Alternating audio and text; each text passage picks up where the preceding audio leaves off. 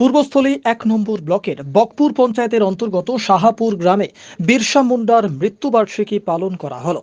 উপস্থিত ছিলেন পূর্ত কর্মাধ্যক্ষ পরিমল দেবনাথ, বিশিষ্ট সমাজসেবী বিল্লল সাহা সহ এলাকার স্থানীয় মানুষজন।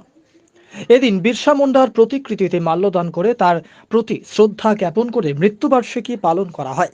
মন্ত্রী স্বপন দেবনাথের উদ্যোগে বিরসা মুন্ডার আবক্ষ মূর্তি তৈরি হয় সাহাপুর আদিবাসী পাড়ায়। ও মৃত্যুবার্ষিকী আর কিভাবে পালন করলেন? ১২৫তম মৃত্যুবার্ষিকী আমরা গভীর শ্রদ্ধার সঙ্গে আমরা পালন করছি।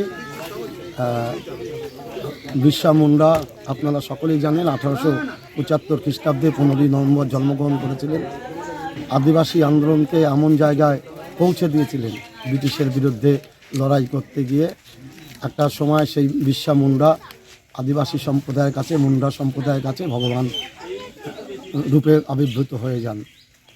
ওনাকে ব্রিটিশরা তাকে কন্ট্রোল করতে না পেরে জেলখানায় দেয়।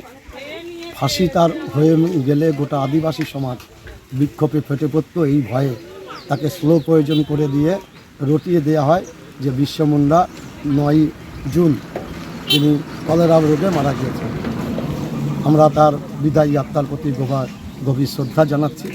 এই এলাকার মাননীয় মন্ত্রী স্বপন দেবনাথ মহাশয় বিরসা মুন্ডার একটা মূর্তি গত বছর স্থাপন করে দিয়েছেন।